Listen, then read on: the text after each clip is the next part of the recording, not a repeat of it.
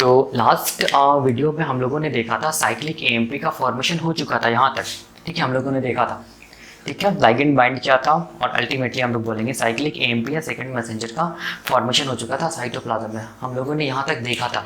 अभी हम लोग देखेंगे इसके आगे, मतलब इसके आगे अब क्या होगा। तो देखो साइक्लिक एएमपी का फॉर्मेशन या सेकंड मैसेंजर का फॉर्मेशन हुआ कहाँ है, सेल के साइटोप्लाज्म में हुआ है, ठीक है। तो साइटोप्लाज्म में अब ये साइक्लिक एएमपी क्या करेगा, तो देखो ध्यान से, साइटोप्लाज्म ऑफ दिस सेल में क्या प्रेजेंट होता है, हम लोग बोलेंगे एंजाइम प्रेजेंट होता है जिसको बोलते हैं प्रोटीन काइनेज ए, ठीक है, ये भी साइटोप्लाज्म में प्रेजेंट है। लेकिन ये जो एंजाइम है ना, ये एंजाइम इनएक्टिव फॉर्म में रहेगा, ठीक है। तो अब क्वेश्चन आती है एंजाइम इनएक्टिव फॉर्म में क्यों है।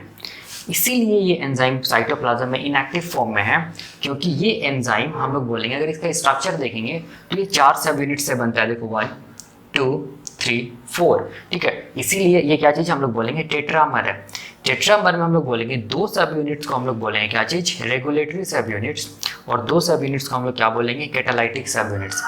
जब तक हम लोग बोलेंगे रेगुलेटरी सब यूनिट कैटालाइटिक सब यूनिट से जुड़ा हुआ है, तब तक हम लोग बोलेंगे ये एंजाइम क्या चीज़ है, इनएक्टिव है, ठीक है। मतलब हो गया कि ये एंजाइम को एक्टिव करने के लिए रेगुलेटरी सब यूनिट्स को कैटालाइटिक सब यूनिट से डिसोसिएट करना पड़ेगा।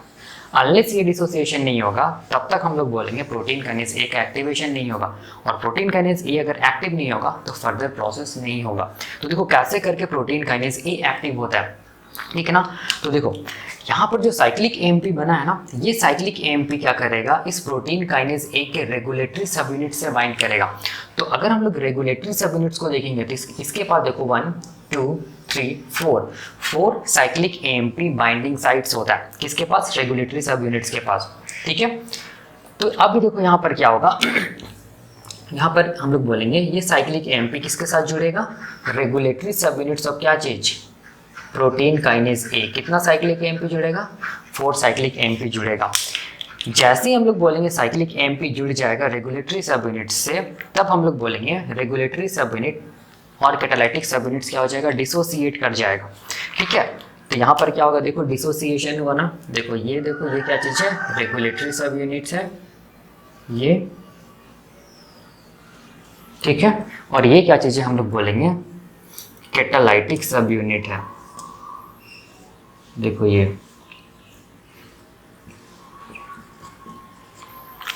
और रेगुलेटरी सब यूनिट्स के साथ कितना साइक्लिक एएमपी जुड़ा, 1 2 3 4। डिसोसिएशन हुआ, जैसे ही डिसोसिएशन हुआ रेगुलेटरी सब यूनिट्स कैटालाइटिक सब यूनिट से जैसे ही हटा, तब हम लोग बोलेंगे ये जो प्रोटीन काइनेज ए जो है ना, इसका जो कैटालाइटिक सब यूनिट्स है ये क्या हो गया, एक्टिव हो गया, ठीक है। या फिर हम लोग बोलेंगे एक्टिवेशन ऑफ क्या हो गया, प्रोटीन काइनेज ए हो गया। तो प्रोटीन काइनेज ए का जो काम, जो मेन काम करता है वो कौन करता है, कैटालाइटिक सब यूनिट्स। तो कैटालाइटिक सब यूनिट्स को एक्टिव होना पड़ेगा, ये तब एक्टिव होगा जब ये रेगुलेटरी सब यूनिट से क्या होगा, डिसोसिएट करेगा। डिसोसिएशन कैसे हुआ, हम लोग बोलेंगे साइक्लिक एएमपी बाइंड किया किसके साथ, रेगुलेटरी सब यूनिट्स के साथ, ठीक है। तब जाके ये होगी, हम लोग बोलेंगे डिसोसिएशन। अब डिसोसिएशन हुआ तो ये क्या चीज़ होगा, हम लोग बोलेंगे, तो क्या बोलेंगे हम लोग, active catalytic unit of protein kinase A, ठीक है, यही मेन काम करेगा, ठीक है ना। तो अब देखो मैंने यहाँ पर प्रोटीन काइनेज ए के बारे में कुछ लिखा है, जैसे कि मैंने यहाँ पर लिखा है ये क्या होता है, cyclic AMP dependent protein kinase A होता है। तो वैसे भी तो सोचो ना, ये जो प्रोटीन काइनेज ए है ना, ये किस पे डिपेंड कर रहा है, साइक्लिक एएमपी पर डिपेंड कर रहा है ना, इसीलिए प्रोटीन काइनेज ए को हम लोग क्या बोलते हैं, cyclic AMP dependent protein kinase है, फर्स्ट थिंग याद रखना। दूसरा क्या मैंने लिखा, टेट्रामर होता है। जब ये सही में देखो ये क्या होता है, स्ट्रक्चर देखेंगे तो ये क्या, टेट्रामर है, 2 रेगुलेटरी सब यूनिट 2 कैटालाइटिक सब यूनिट से बना हुआ है, और जब तक ये ऐसे टेट्रामर फॉर्म में रहेगा तब तक ये क्या चीज़ है, इनएक्टिव है, इस चीज़ को याद रखना। थर्ड मैंने इस प्रोटीन काइनेज ए के बारे में क्या लिखा है कि प्रोटीन काइनेज जब भी वर्ड आएगा ना, जब भी कभी काइनेज वर्ड आएगा ना, हमेशा काइनेज क्या करेगा, फॉस्फोराइलेशन करेगा। फॉस्फोराइलेशन का मतलब वो फॉस्फेट को क्या करेगा, ऐड कराएगा, एडिशन ऑफ फॉस्फेट करेगा, किसके साथ, हम लोग बोलेंगे कोई भी प्रोटीन के साथ। जैसे कि ऐसे करके देखो यहाँ पर देखो, जैसे मान लो ये क्या चीज़ है, प्रोटीन काइनेज ए है, ठीक है, एक्टिव फॉर्म है प्रोटीन काइनेज। मान लो ये प्रोटीन काइनेज ए एक्टिव है, तो ये प्रोटीन काइनेज ए का काम क्या चीज़ है, फॉस्फोराइलेशन। मतलब अगर मान लो कि कोई भी प्रोटीन है, जैसे मान लो ये कोई प्रोटीन है, ठीक है, इस प्रोटीन में ये प्रोटीन काइनेज ए क्या कर देगा, फॉस्फेट को जोड़ देगा, ठीक है। तो इस प्रोसेस को हम लोग क्या बोलेंगे, इस प्रोसेस को हम लोग बोलेंगे फॉस्फोराइलेशन, ठीक है, फॉस्फोराइलेशन बोलेंगे, ठीक है ना। तो मैंने यहाँ पर यही लिखा है कि जब भी कभी प्रोटीन काइनेज वर्ड आएगा, काइनेज, तो हमेशा ये क्या करेगा, फॉस्फेट को ऐड करेगा तो किसी भी प्रोटीन के साथ, ठीक है, और ये प्रोटीन को क्या कर देगा, एक्टिव कर देगा, ठीक, जिसको हम लोग क्या बोलेंगे, फॉस्फोराइलेशन। मतलब प्रोटीन काइनेज एंजाइम क्या करता है, फॉस्फोराइलेशन करके फॉस्फेट को जोड़ के किसी प्रोटीन को के साथ प्रोटीन को क्या करता है, एक्टिव करता है। इस चीज़ को याद रखना, ठीक है। लेकिन यहाँ पर देखो मैंने यहाँ पर क्या लिखा है, मैंने यहाँ पर क्या लिखा है कि ये प्रोटीन काइनेज ए जो होता है ना, प्रोटीन काइनेज ए वो फॉस्फेट को जोड़ेगा प्रोटीन के साथ, बिल्कुल जोड़ेगा, लेकिन हम लोग बोलेंगे वैसे एमिनो एसिड्स के साथ जोड़ेगा जो कि OH कंटेनिंग एमिनो एसिड है, मतलब हाइड्रोक्सिल एमिनो एसिड्स है, जैसे कि सेरीन, थीरियोडीन एमिनो एसिड्स जो होता है उसके साथ हम लोग बोलेंगे प्रोटीन काइनेज ए क्या करता है, फॉस्फेट को जोड़ता है। बताने का मतलब देखो यहाँ पर क्या चीज़ है, देखो जैसे कि मान लो ये क्या चीज़ है, कोई प्रोटीन है, ठीक है, ये मान लो कोई प्रोटीन है, मैं यहाँ पर लिख रहा हूँ प्रोटीन, ठीक है। तो प्रोटीन है तो हम लोग जानते हैं कि क्या चीज़ का बना होगा, ये एमिनो एसिड्स का बना होगा ना, तो ये सब क्या चीज़ हम लोग बोलेंगे, एमिनो एसिड्स है, देखो ये सब, ठीक है, ये सब क्या एमिनो एसिड्स है, ठीक है ना। तो उसमें से हम लोग बोलेंगे हो सकता है ये वाला एमिनो एसिड्स क्या हो, सेरीन हो या थीरियोनिन हो सकता है हाइड्रोक्सिल कंटेनिंग एमिनो एसिड्स हो जिसको सेरीन या थीरियोनिन बोलते हैं। तो प्रोटीन काइनेज ए क्या करेगा, इस प्रोटीन को एक्टिव करने के लिए प्रोटीन काइनेज ए क्या करेगा, इसके सेरीन या थीरियोनिन में हम लोग बोलेंगे क्या क्या जोड़ देगा, फॉस्फेट को जोड़ देगा, ठीक है। तब हम लोग क्या बोलेंगे, प्रोटीन काइनेज ए क्या किया है, फॉस्फोराइलेशन किया है, किसका, प्रोटीन का, और ये प्रोटीन को क्या कर दिया है, एक्टिव कर दिया है। तो यही मैंने यहाँ पर लिखा है कि प्रोटीन काइनेज ए जब भी रहेगा वो हमेशा फॉस्फेट को जोड़ेगा, मतलब फॉस्फोराइलेशन करेगा। किसके साथ फॉस्फेट को जोड़ेगा, तो हम लोग बोलेंगे सेरीन या थीरियोनिन एमिनो एसिड्स के साथ क्या करेगा, ये फॉस्फेट को जोड़ेगा, ठीक है। OH कंटेनिंग एमिनो एसिड्स भी इसको बोलते हैं या हाइड्रोक्सिल एमिनो एसिड्स भी बोलते हैं, ठीक है ना। और टारगेट और सिलेक्टेड प्रोटीन को क्या कर देगा, एक्टिव कर देगा। इस चीज़ को याद रखना है, ठीक है ना। जब भी कभी प्रोटीन काइनेज ए वर्ड आता है तो इसको याद रखना है, ठीक है ना। तो ये मैंने यहाँ पर लिखा है। तो अब देखो यहाँ पर क्या हुआ था, ये क्या हुआ था, हम लोग बोलेंगे एक्टिव हो गया था। ये क्या चीज़ है, एक्टिव कैटालाइटिक सब यूनिट ऑफ क्या चीज, प्रोटीन काइनेज ए। तो अब ये active catalytic unit of protein kinase A क्या करेगा, हम लोग बोलेंगे इसको ट्रांसपोर्टर प्रोटीन्स के थ्रू ये ट्रांसपोर्ट करेगा। और देखो ध्यान से, न्यूक्लियर पोर के थ्रू होते हुए कहाँ पहुँच जाएगा, न्यूक्लियस के अंदर पहुँच जाएगा, ठीक है। तो ये मैंने क्या बनाया है, ये मैंने बनाया है न्यूक्लियस, और ये सब क्या है, न्यूक्लियर मेम्ब्रेन, और ये सब क्या है, न्यूक्लियर पोर्स है, ठीक है ना। तो ये कैटालाइटिक यूनिट ट्रांसपोर्ट करेगा, करते करते करते करते ये कहाँ पहुँच जाएगा, हम लोग बोलेंगे न्यूक्लियस के अंदर पहुँच जाए। देखो ये पहुँच गया, ठीक है। तो अब ये क्या चीज़ है, प्रोटीन काइनेज ए है ना। तो न्यूक्लियस के अंदर देखो ध्यान से, न्यूक्लियस के अंदर एक इनएक्टिव प्रोटीन मिलता है जिसको हम लोग बोलते हैं CREB। ये इनएक्टिव प्रोटीन, इसका फुल फॉर्म क्या होता है, cyclic AMP response element binding protein. इसका फुल फॉर्म मैंने यहाँ पे लिखा है, ठीक है। तो अब देखो, अब ये active catalytic subunit of protein kinase A क्या करेगा, ये जो CREB जो प्रोटीन है ना, इसको क्या करेगा, हम लोग बोलेंगे एक्टिव करेगा, ठीक है, क्योंकि ये इनएक्टिव है। कौन सा protein, cyclic AMP response element binding protein.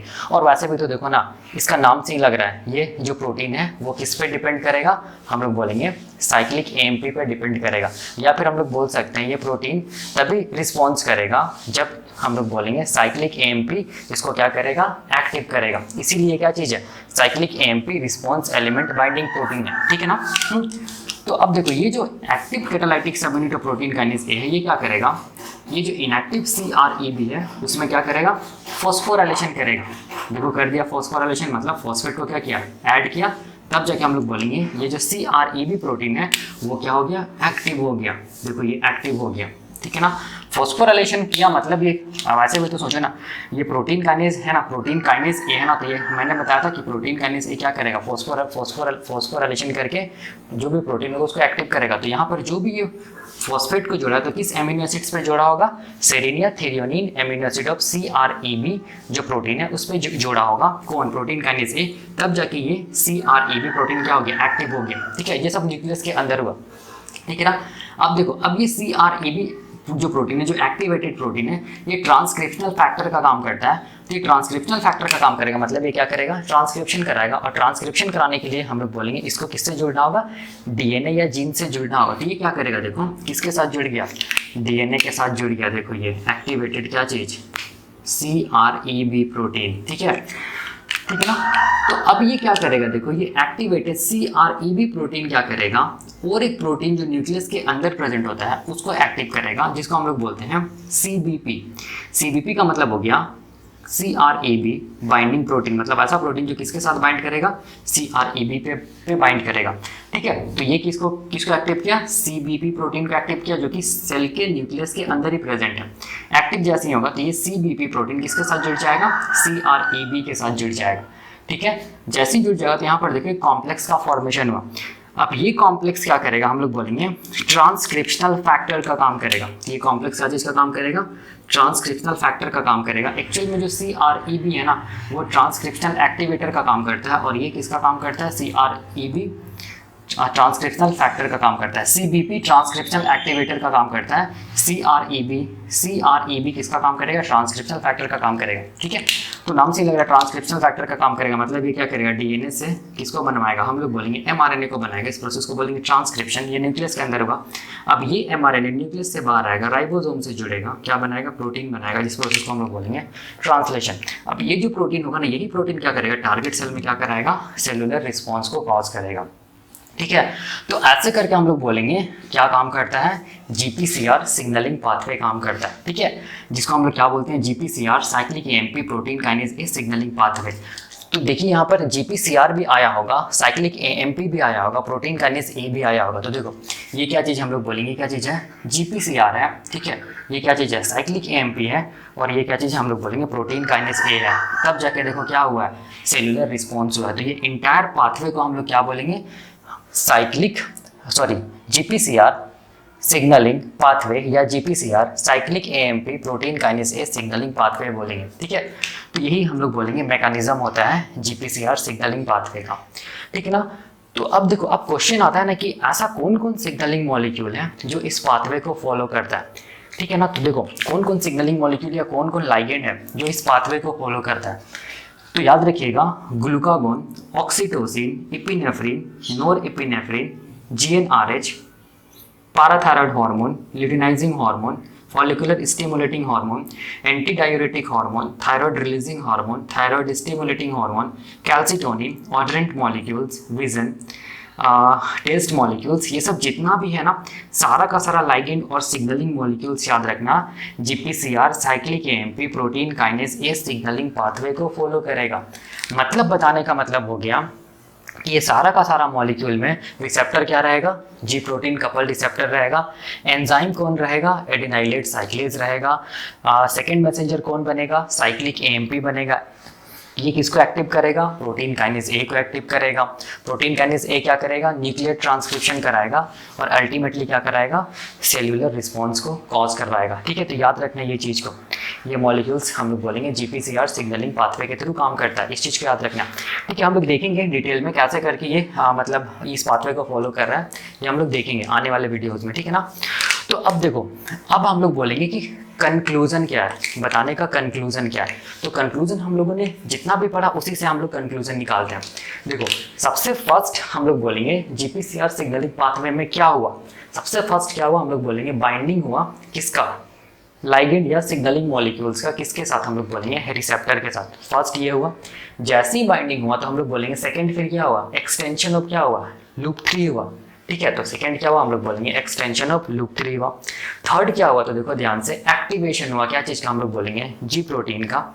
Fourth क्या हुआ, एक्टिवेशन हुआ, क्या चीज का, एडिनाइलेट साइक्लेज का। फिफ्थ क्या हुआ, हम लोग बोलेंगे साइक्लिक AMP का फॉर्मेशन हुआ। सिक्स्थ क्या हुआ, एक्टिवेशन ऑफ क्या हुआ, प्रोटीन काइनेज E हुआ।